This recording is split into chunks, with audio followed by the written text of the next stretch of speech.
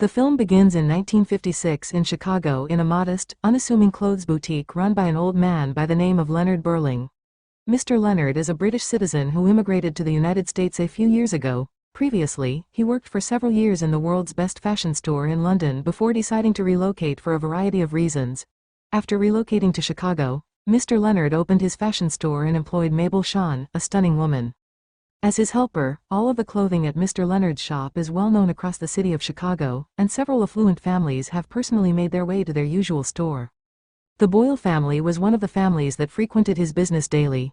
One of the most prominent and potent Mafia families in Chicago is the Boyle family, who frequently came to Mr. Leonard's business to place suit orders or just to drop off letters to their correspondent via the shop's mailbox. In his store, Mr. Leonard has purposefully included a mailbox. The Boyle family's son, Richie Boyle, visited Mr. Leonard's shop to pick up letters from their correspondent. He and his confidant, Francis, were unperturbed by their arrival. One of the letters found was from a Mafia organization called The Outfit. Richie asked Leonard to leave the room, as they believed the letter was private and confidential. Mabel presents a snowball gift to Mr. Leonard in the lobby, which she collects from an acquaintance. Mabel aspires to travel the world and expresses her surprise at Mr. Leonard's choice to open a shop in Chicago, despite having the ability to choose any city. After Richie and Francis leave, Mr. Leonard informs Mabel that a clock shop employee invited him to meet Mabel, but Mabel is uninterested due to her existing relationship. He concludes Mabel has a special relationship with Richie, who is a Mafia member and often associated with violence and weapons, warning her to be cautious. Mabel acknowledges her awareness of Boyle's family but believes she can handle Richie. She wants a raise to save for travel, but Mr. Leonard offers her a raise if her skills improve.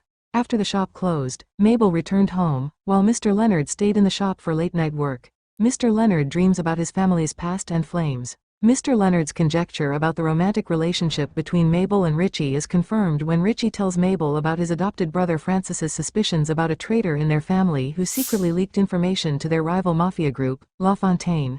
This incident confirms Mr. Leonard's assumptions about their relationship. Richie didn't like Francis since his father, Roy Boyle, always trusted Francis and relied on him more than his biological son. Richie never thought of Francis as his brother or family because he was only a stranger who saved his father from 6 bullets. Richie assumed that his father gave Francis his trust because he felt beholden to him. While listening to all the chats between Richie and Mabel, Mr. Leonard accidentally dropped an object from his hand and created a sound that made them aware. Some days later, Richie and Francis went back to Leonard's shop to pick up the mail as they usually did every week. That night, Francis and Richie again found an envelope sent by the Mafia group The Outfit containing a letter and a cassette. After that, Mabel took Richie out of the shop because she didn't want to wake Mr. Leonard and disturb his sleep. Francis and Richie returned to Mr. Leonard's shop to report an attack by the law-failing mob group. France informed Mr. Roy that they were hiding in Leonard's shop. Francis asked Mr. Leonard to stitch up Richie's wound to stop bleeding. Initially hesitant due to his lack of combat experience, Mr. Leonard successfully stitched up Richie's wound without anesthetic. Richie fell unconscious but remembered the pain. Mr. Leonard stopped Richie's bleeding, and Francis took the tape from the suitcase and asked him to care for Richie. Mr. Leonard asks Francis to take Richie in his suitcase to avoid involvement in the Boyle family's troubles. Francis insists on Richie staying longer, as Leonard's shop is the only safe place. Francis must find a cassette player to open the tapes, which are recordings of wiretappings of a member of the Boyle family. He suspects a traitor among the family who cooperates with the FBI and installs a bug in a place the Boyle family visits. Francis must find a cassette player to play the tape and find out the traitor. Mr. Leonard claimed to know the story about the tapes and the traitor to the Boyle family from Francis. He asked Richie if he suspected anyone in their family of being a traitor. Mr. Leonard suggested that the traitor might be someone close to the Boyle family but not part of the family. He then sat in his chair selling cloth and claimed to be the traitor who leaked information to their enemy. Richie disagreed, claiming Mr. Leonard was an ordinary tailor, not a tailor. He explained that whoever has the thread and needle can become a tailor. Following that, Mr. Leonard brought up Francis's insistence on identifying the family traitor once again and said that it was likely that Francis was the one in the trailer. Francis went back to Leonard's business a little while later and then encountered Richie. Mr. Leonard is acting as a middleman between Richie and Francis to incite suspicion between them after Richie opens the luggage he had left earlier and Mr. Leonard whispers to Francis that Richie suspected him of being a traitor. After hearing Mr. Leonard's earlier remarks, Richie started questioning Francis. He asked why, out of all the shots fired by Lawfaven's men, only he was hit and Francis was unharmed. Francis answered that night, he was just lucky. Richie then said that he would take the tape to the cassette screening right away, but he refused because he wanted to wait for his father, who would be picking them up soon. Things got so heated between Richie and Francis that they began fighting over the tape foreign. They both pointed guns at each other right away. Richie fired first, missing, while Francis's shot killed Richie by striking his neck. Soon after Mr. Roy and his men came to Mr. Leonard's store, Francis begged Mr. Leonard to hide Richie's body and give him some time so he could clear the floor of Richie's blood spots. Francis felt a little frightened and quickly sought the tape Rich purportedly had hidden. When Mr. Rui arrived, the floor was spotless, giving Francis enough opportunity to make up a story regarding Richie's whereabouts. Francis then said that Richie had left the store with a cassette without informing him where he was going. Mr. Roy then instructed Francis to locate Richie right away and return him. Mr. Roy waited while he spoke with Mr. Leonard. He informed him that the group, the biggest mafia organization in the world today, has networks across Europe and America. Mr. Roy went on to say that the Boyle family was approached by the organization to become an alliance because they were the only mafia group willing to take on LaFountain. As a result, the organization assisted the Boyle family by providing the FBI with a wiretap tape, allowing them to identify the family traitor. Since Mr. Leonard had never heard from Mr. Roy on their group's affairs before then, he seemed shocked and inquired why Mr. Roy was telling him everything. It came out that Mr. Roy had discovered that Richie was now at Leonard's business since his coat was still hanging there. Mr. Roy was certain that Miss Leonard had something to conceal since he was aware that Richie would never go outside in the winter without his coat. Mr. Roy pulls a pistol on Mr. Leonard, demanding to know the truth, but before he can say anything more, Francis barges in holding Mabel. Mr. Leonard, who feared Francis might kill Mabel, went on to say that Richie was ashamed of Francis for having shot 4 of the men from Newfoundland. Richie decides to return to L.A. Fountain's place to prove his worth to Roy, who was forbidden from telling him earlier.